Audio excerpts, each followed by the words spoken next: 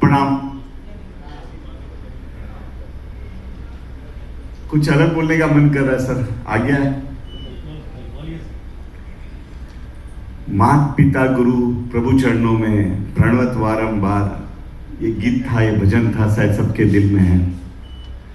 तो जेटीएफ के आज पिता रूपी दो शख्सियत यहाँ मौजूद है, उनका स्वागत करने के लिए मैं आप सबको बोलूँगा कि मन से सब कोई खड़े होकर उनका तालियों से स्वागत करें, हमारे डीसी जैन साहब और इंदर भाई साहब के लिए। सर आप दोनों बैठ जाइए, बाकी को खड़े होने दीजिए। इंदर भाई साहब बैठिए, डीसी जैन साहब प्लीज विनती करते हैं बैठिए। अरे अभी मंच मेरे पास है तो कृपया मेरी बात सुने।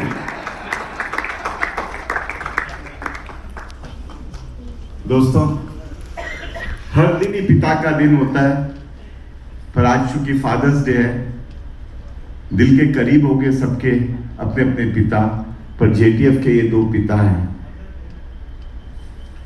डीसी जैन साहब हर बच्चे को उसी तरह प्यार देते हैं जो एक गुरु के हिसाब से, एक पिता के हिसाब से हर बच्चों को प्यार देते हैं, और वो बच्चे आज देश की सेवा में लग चुके हैं, इसमें दो मत नहीं है। तो मैं मन से आपको नमन करता हूँ डीसी जैन साहब। इंदर भाई साहब, चूंकि आप चेयरमैन हो, 2-2 साल की प्रवृत्ति में ही हेड ऑफ द इंस्टीट्यूट चुना जाता है, उस आपको भी नमन है, आपकी पूरी टीम को भी नमन है। स्वागत करने की प्रतिज्ञा मैं नहीं मानता हूं, क्योंकि जेटीएफ एक फैमिली है, हम लोग खुद का क्या स्वागत करेंगे। सर, अभी जो बंगाल जिस दौर से गुजरा, पूरा वर्ल्ड में उस पर नजर थी, खास करके इलेक्शन में। पिछले 40 साल 45 साल से जब तक से अपने होश संभाला है, तो हम लोग को ऐसा लगता था कि हमारे वोट का कोई वैल्यू नहीं है, क्योंकि कभी हम जा नहीं पाते थे और कभी जा पाते थे तो उसका रिजल्ट नहीं आता था। पर अपने जो बच्चे हैं और दूसरे बच्चे जो थे, जो देश की सेवा में प्रशासनिक रूप में लगे हुए थे, उनके कारण इस बार बंगाल का फेयर इलेक्शन हुआ, जिससे हर आदमी को ये बात को प्राउड फील करते हैं कि हाँ, इस बार मन में शांति मिला। रिजल्ट कुछ भी आए, रिजल्ट की कोई प्रकार से 40 साल से हम लोग देख रहे हैं कि इलेक्शन फेयर नहीं हो पाता था कोई भी कारण से, लेकिन इस बार फेयर इलेक्शन हो गए। मैं रिजल्ट के हिसाब से नहीं बोल रहा हूँ, क्योंकि लोगों ने जाके खुद का वोट दिया, मैं उस माने से बोल रहा हूँ। और उससे भी बड़ी खुशी की बात है, मोर देन 25-30 स्टूडेंट्स हमारे इस सेवा के कार्य में लगे हुए थे, विच इज मोर प्राउड। तो आज उन सब के लिए भी अपने को ताली बजानी चाहिए।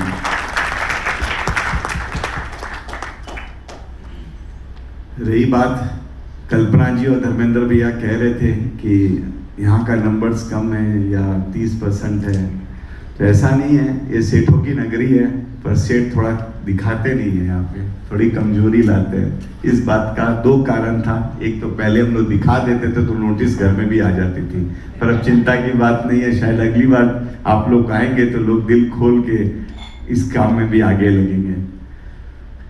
दोस्तों, जो जेटीएफ मेंबर आज तक बने हैं, जिन्होंने अपना श्रम दिया है, आप सबको भी नमन है, बिकॉज आपके कारण और डीसी जैन साहब और उनकी टीम के कारण वो बच्चे लोग देश की सेवा में लगे हैं। और ना केवल हमारी सोसाइटी को प्राउड फील करवा रहे हैं, बट कि पूरे देश में, पूरे विश्व में हमारा लोग का झंडा झोंक रहा है। आज जिस जगह भी हम लोग जाते हैं तो एक कहते हैं कि JTF has become a role model in every kind of समाज, भले वो महेश्वरी समाज हो या कोई भी समाज हो, हर समाज में हम लोग का रोल मॉडल बन चुका है।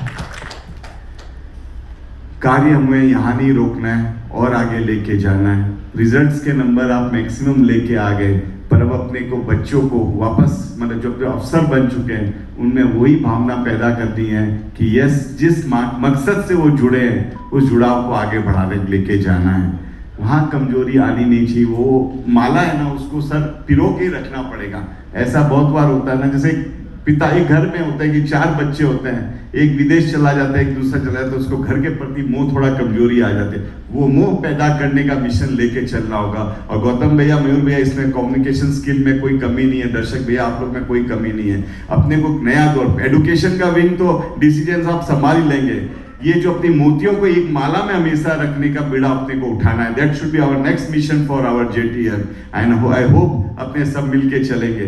राहुल भैया और वो सिस्टर आई है नागालैंड से, आप लोग हम लोग के चेहरे में स्माइल लाते हैं. हम लोग जिधर जाते हैं ना प्राउड से कह सकते हैं वो जैन, कैसा भी जैन हो लगता है अपना जैन है. पढ़ाई आप की हो, देश की सेवा आप कर रहे हो, फक्र हमें हो रहा है, मतलब जोश हमें चढ़ रहा है.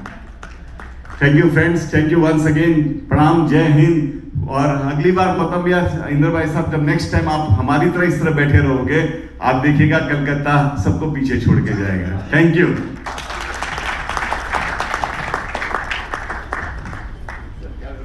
थैंक यू विनोद भाई.